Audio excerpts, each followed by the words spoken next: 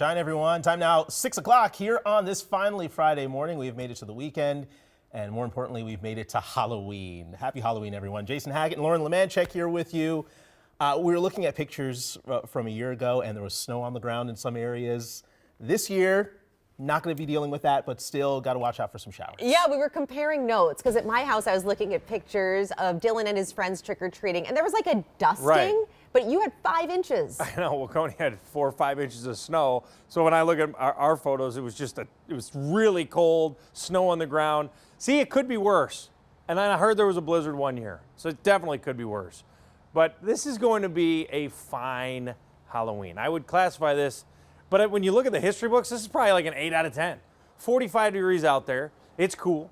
There's going to be pockets of showers. It will not be a washout. Now, this morning's temp is actually colder than it's going to be when you're trick-or-treating. And I think it's fine.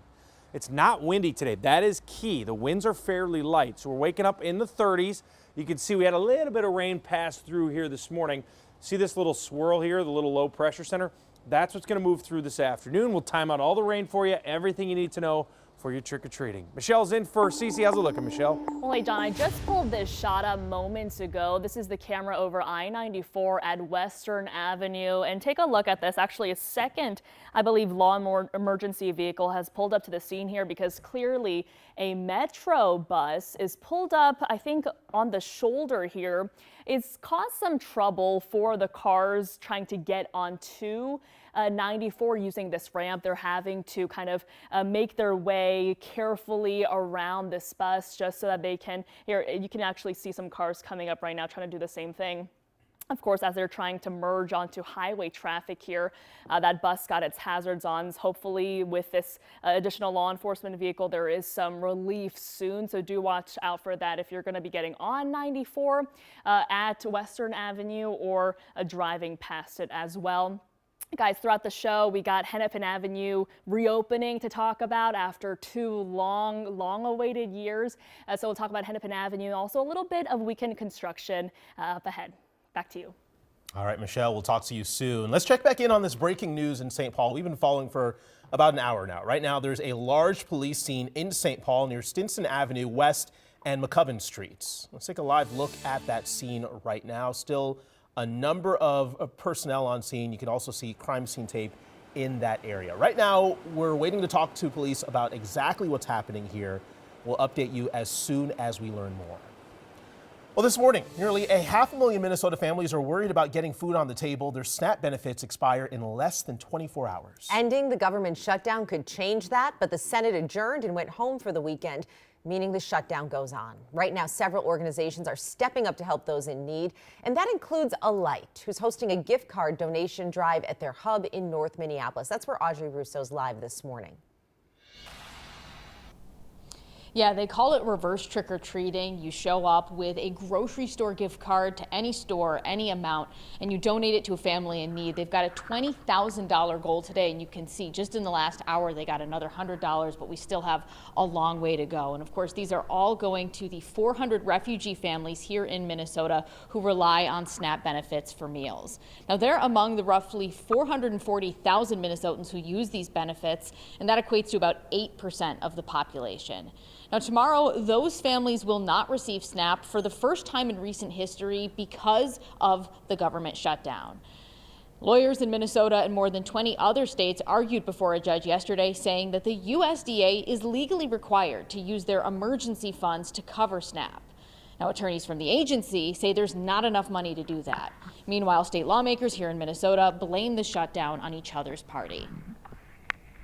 My absolute disappointment that our own U.S. senators continue to vote against opening our government. The Senate Republicans and the federal Senate could end the shutdown. They could change the rules of the Senate and end the shutdown. They have the power to do that. The thing they can't do is force Democrats to vote for a bill that doesn't include a priority of theirs. Now, back out here live at Alight, you can donate any amount. There's a $50 gift card in here, and this is actually a pretty critical number because Alight says $50 can feed a family for an entire week. That is really the goal here. So again, you can drop off one of these gift cards between 8 and 12 today. And again, it's at Alight's hub in Minneapolis. Back to you. And those donations will certainly be appreciated. Audrey, thank you. If you are a family that needs help, here are some places that you can go to. Tomorrow, Shakopee Bowl says your kids can eat free at the restaurant. They say there's no purchase necessary and no questions asked. Also, beginning Monday morning from 7 to 9, Hope Breakfast Bar in St. Paul will provide pancake meals to your family every day for free. And if you have SNAP, you can get a 10% discount at Colonial Market and your kids will get free meals. Right now, Minneapolis police are searching for a suspect after a man was shot outside his workplace while trying to stop a suspected thief. It happened around 7 yesterday morning near the intersection of East 26th Street and 32nd Avenue in the Seward neighborhood. Police Chief Brian O'Hara says a man working inside saw someone in the company parking lot going through someone else's car. Investigators say he confronted the man. There was a brief struggle, and then he was shot. One of his coworkers found him 20 minutes later. Right now, we're keeping an eye on the Minneapolis Federation of Educators Facebook page for an update on how negotiations went with the board last night. They posted a picture just after midnight, still at the bargaining table. The union has voted to authorize a strike, but the union has yet to set a date here. They have to give the district a 10-day notice. In just 4 hours, Hennepin Avenue in Minneapolis will be open once again to traffic. The area between West Lake Street and Douglas Avenue has been under construction for 2 years now. The city says the street will be open to two-way traffic and bike lanes and sidewalks will be fully opened. The city leaders and business owners will gather between 25th Street and Fremont Avenue for today's ribbon cutting.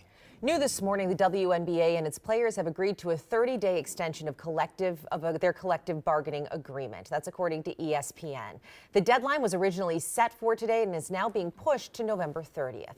The two teams have met several times this week. At the center of negotiations is how the league's salary cap will be determined. Time now 6:07, and we are live in Anoka this morning, the Halloween capital of the world. And you can see why. Everyone is, their homes are decked out this morning. Just Halloween decorations everywhere. I love to see it. So John says you might encounter a bit of rain out there today. He'll have more on that in just a minute. But first, our Michelle Beck is laying out a few events that you can check out this weekend. Yeah, Jason, Anoka did its Halloween Grand Day Parade last weekend, but if you do find yourself out there after maybe the kids are, say, put to bed, the Bar Serums is having its annual Halloween party starting at 9. If you want to avoid the rain, Nickelodeon's Booniverse is in full swing at Mall of America. At 3 p.m. today, you can stop at the Huntington Bank Rotunda for a treat bag for Malloween, then roam the mall for other trick-or-treat destinations.